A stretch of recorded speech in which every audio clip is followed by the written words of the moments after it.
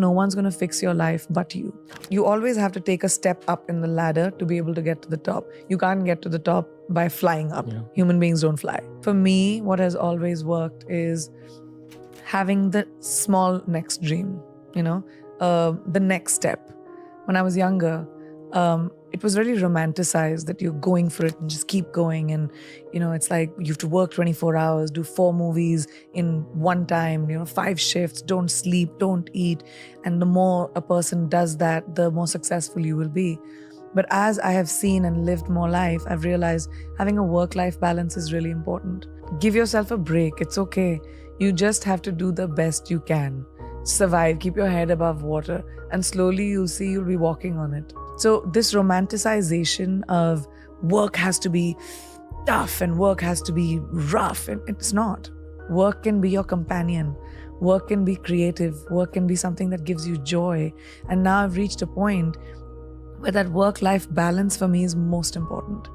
I will work on the 6 verticals that I'm working on, my business, my production, my book, my acting, whatever. But when I switch off, I'm with my family, I'm at home, I watch movies, I do whatever I want to do. So then when I come back to work the next day, I have the focus to be able to do even more things. I started working in the States in 2010. And in 2020, after 10 years of working in the industry, I started with music and then pivoted into acting in America. So started in 2010 for context. In 2020, I got my first leading role. How long did it take me? 10 years. So people don't think about how much hard work, how much consistent knocking on doors, how much humility it takes to go to another country and start from scratch. But it required me to strip every single thing that I knew in India and the laurels that I had achieved in India, the awards that I had won, the movies that I had done, the box office successes that I had seen. It required me to walk into rooms with extreme humility and introduce myself to people, to take my show reel and say, this is the work I have done. I would love to work with you. You have to go, you have to pound the pavement, you have to walk in, you have to be rejected, you have to audition, and you have to work around the culture of a new country. And that was so hard. I had to swallow the humility pill, and I was willing to do that hard work. And then, 10 years later, I finally got my leading role in a movie. The tears that it took when you move to a new country with no friends, no family, working with people that don't know you and don't know what you are able to achieve. When I first started doing Quantico, my co-actors did not understand the hoopla around me. They were like, who is this person? Like, why are you, the lead of that was the first time I got a lead role in a television series. And they just couldn't understand why. And it required me to just, be humble and say, I'm okay. This is a new environment.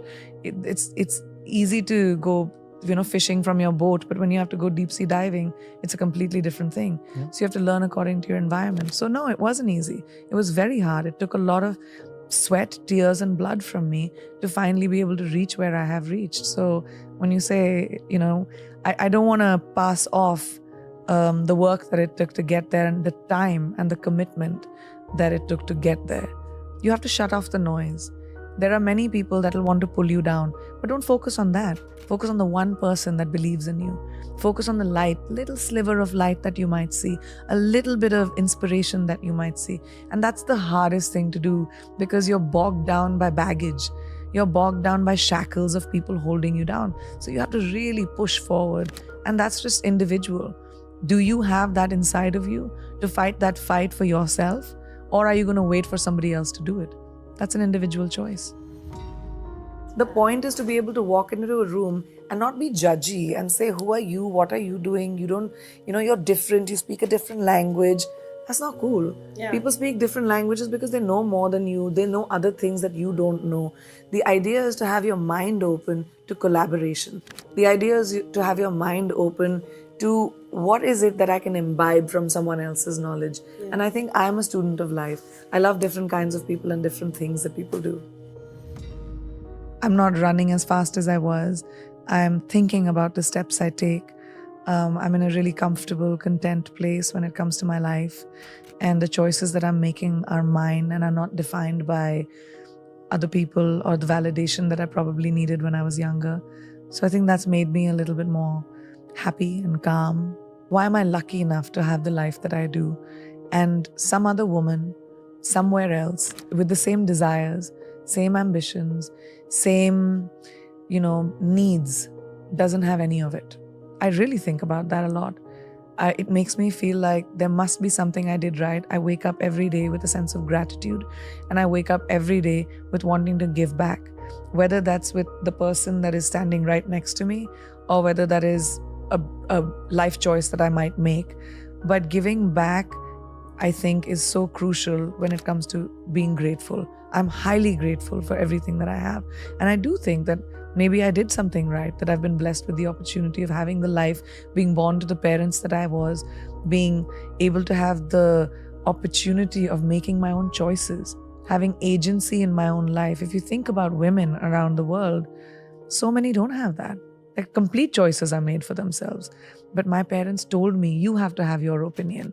It can be very scary. I mean, this generation of girls is fearless, and there's so many girls that take charge of their own lives, and they say, I'm not going to fit into the cookie cutter mold that probably my mother did or my grandmother had to. And it's so, I have goosebumps right now just thinking about it.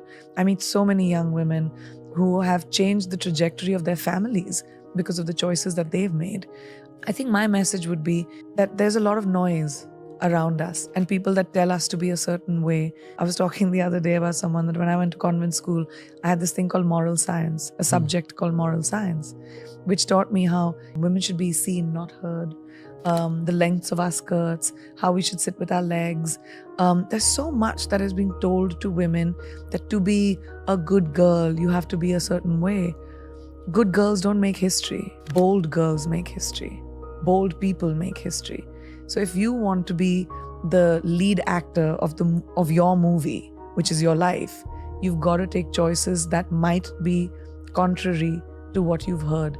And that empowerment may or may not come from your parents, may or may not come from your family or boyfriend or whoever you're around. It comes from you. And that no one can do.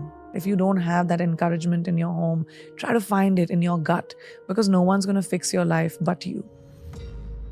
I don't know. I don't think about the future. I'm not someone I plan for the future, but I don't think about how far I can go. I mean, who knows what my future holds for me. But what I can think about is my present. And like I said, I like to imbibe from people that I know. The reason I take new steps is because I see someone else doing something new and I'm like, what can I do that'll make me feel how I feel about this person? It's about that feeling. It's about imbibing from the people around you. And it could be someone you admire on television. It could be someone in your class. It could be someone that you work with.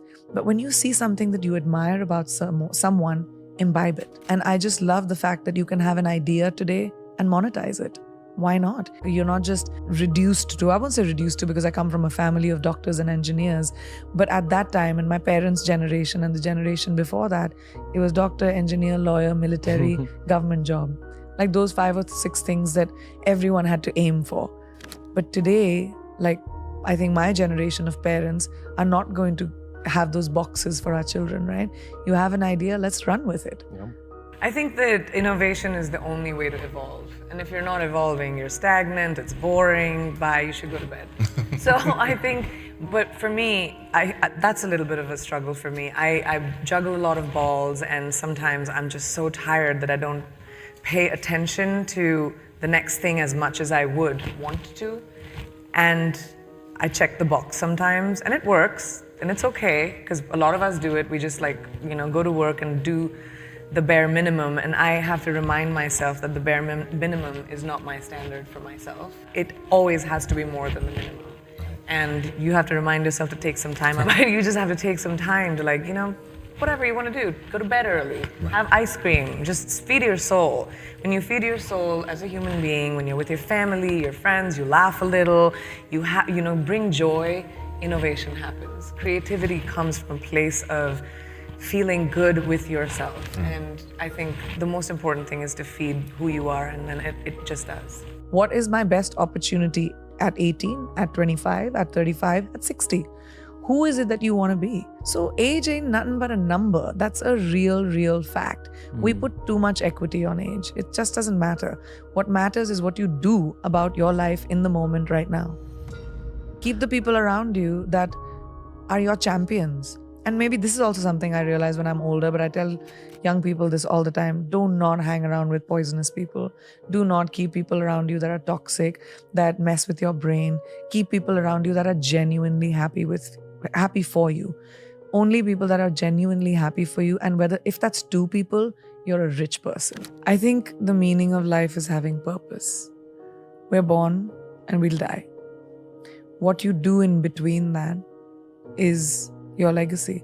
And if your legacy is, walking with sand between your toes and living in a shack and being happy and meditating, sure, it's an individual choice. Success is very subjective. To each person is their own. My success might be completely not attractive to somebody else's success. The equity that we put on, you're the most successful, one of the most successful people on the planet, whatever, great. That's my version of it. But somebody else's version of it could be completely different. But I really believe that what your purpose in life and what you do between birth and death is what counts. So the pursuit of anything else is just futile. The pursuit should be, what am I doing in my life? What do I want to do in my life? Who do I want to be? Who do I want to touch? What do I want to create? Do I want to create? Or maybe I don't want to create. And all of it is fine, as long as you're at peace with the choices you make. So make choices that make you feel peaceful.